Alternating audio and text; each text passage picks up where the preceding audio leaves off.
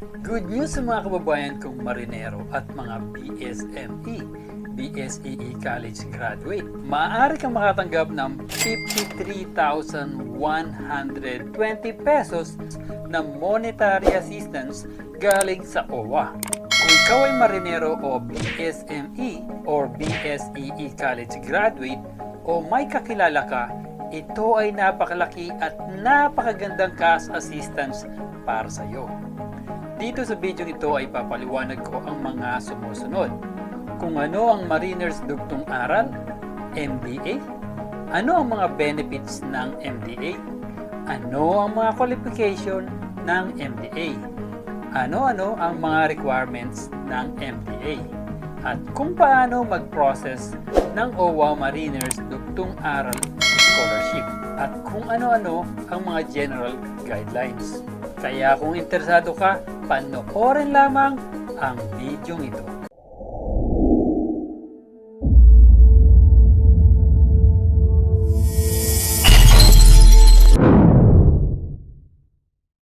Ang pangarap na maging isang marinero ay hawakan ang buong mundo. Sa pamamagitan ng dagat ay nangangailangan ng mas maraming oras at pagsisikap kaysa sa inaakala ng karamihan.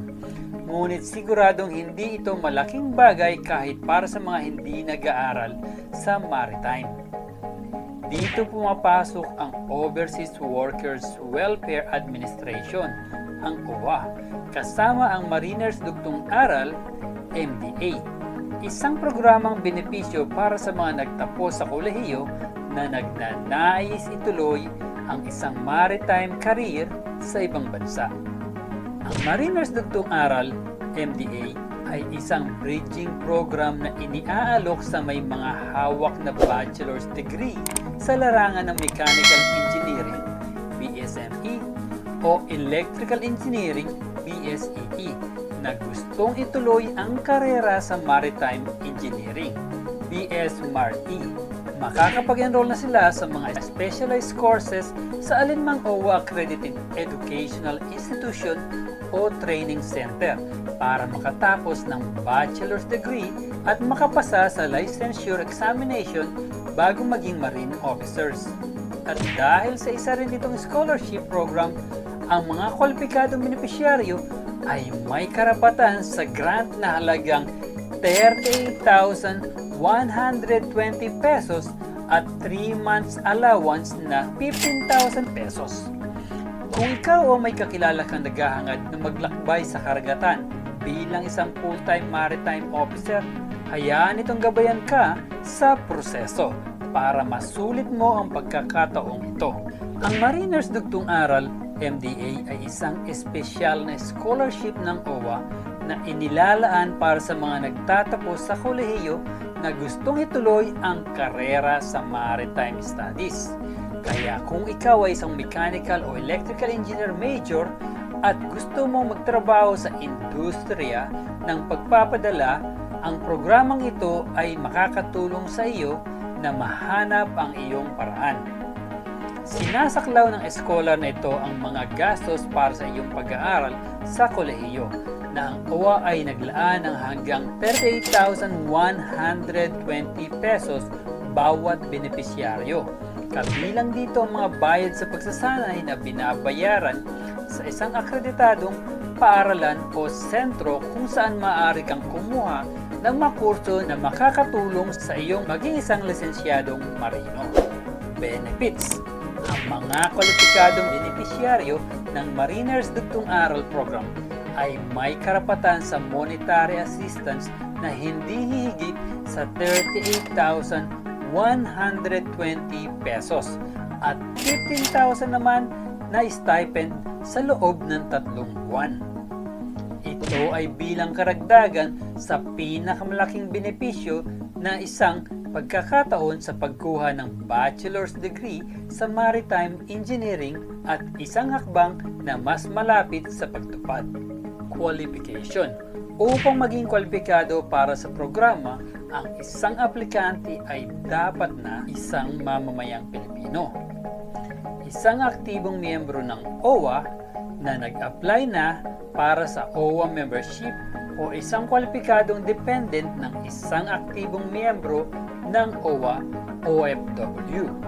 Ang kwalipikadong dependent ng kasal o nag-iisang magulang na miyembro ng OWA ay isang solong anak na hindi lalampas sa 30 years old.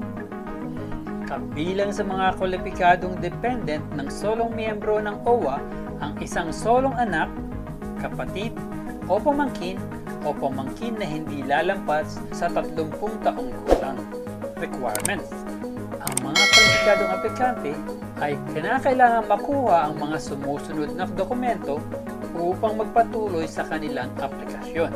Duly filled up application form, proof of OWA membership, official receipt, 2 copies of recent identical 2x2 ID photo. Ano man sa mga sumusunod na dokumento upang patunayan ang pinakabagong paninirahan, permanent residence address, NBI clearance, recent internet, electrical, water bill, recent bank statement, statement of account of your credit card. Alin man sa mga sumusunod upang patunayan ang relasyon sa miyembro ng OWA OFW. Birth certificate ng aplikante kung ang aplikante ay anak ng kasal o single parent na miyembro ng OWA OFW. Birth certificate ng aplikante at sinumar ng OFW. Kung aplikante ay kapatid, pamangkin o pamangkin ng isang solong OFW member.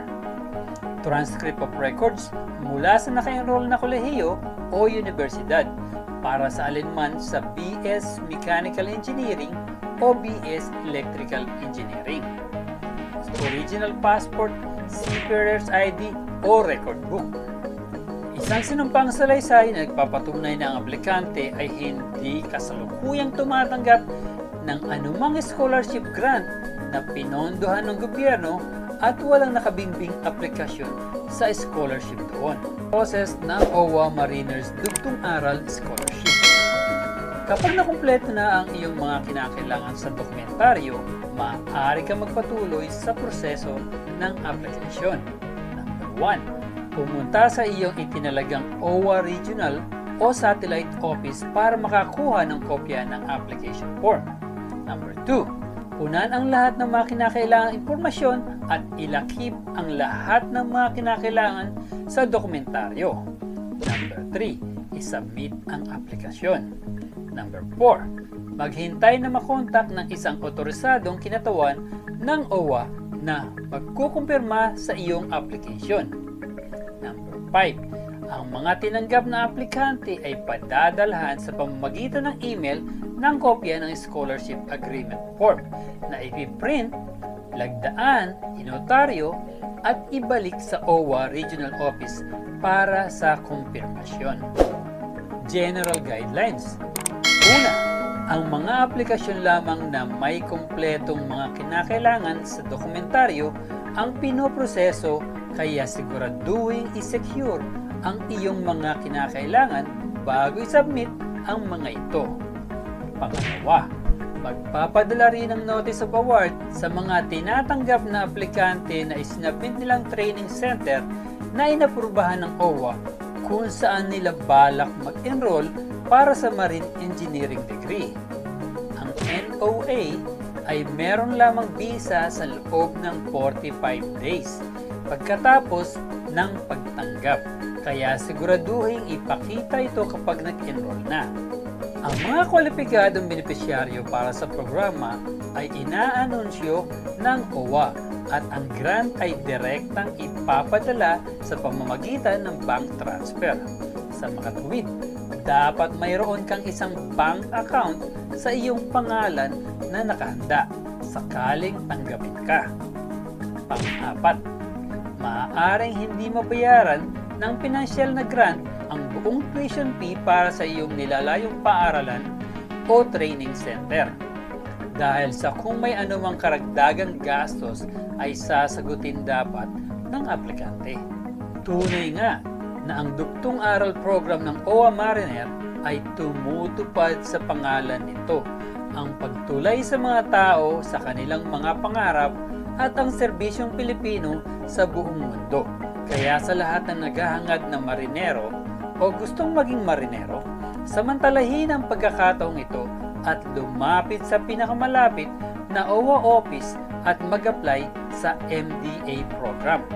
Para sa karagdagang impormasyon sa MDA at iba pang mga programa ng OWA, maaari mong bisitahin ang kanilang website sa www.owa.gov.ph o ang kanilang Facebook page sa www.facebook.com/OWA-official.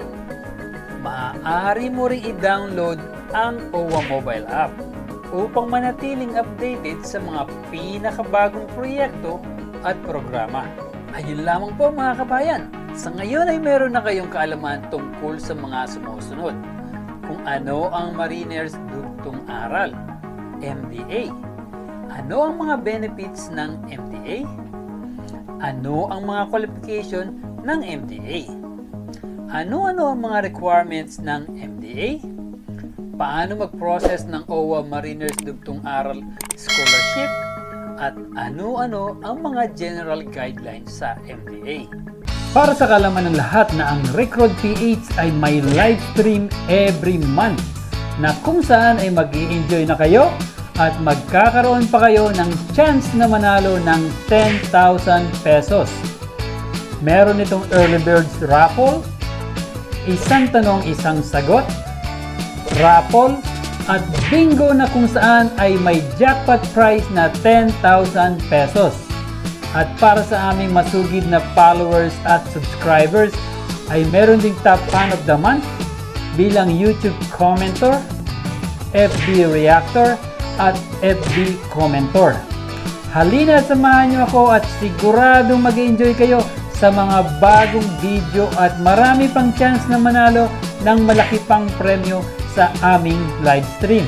Please, abangan ang aming mga susunod pang mga video at sigurado mag-i-enjoy at marami kayong matututunan. At kung may mga katanungan kayo tungkol sa ating napag-usapan, huwag po kayong mag-alangan na ilagay ang inyong mga katanungan sa comment section upang mabigyan po namin kayo ng kasagutan. At please, huwag kalimutan mag-like, share, and subscribe at hit the notification bell at ang all para lagi kang updated sa aming mga bagong video. Muli, palagi niyong tatandaan na dito sa Recruit, prioridad namin ang iyong kaalaman tungo sa inyong kaunlaran. Paalam, kabayan!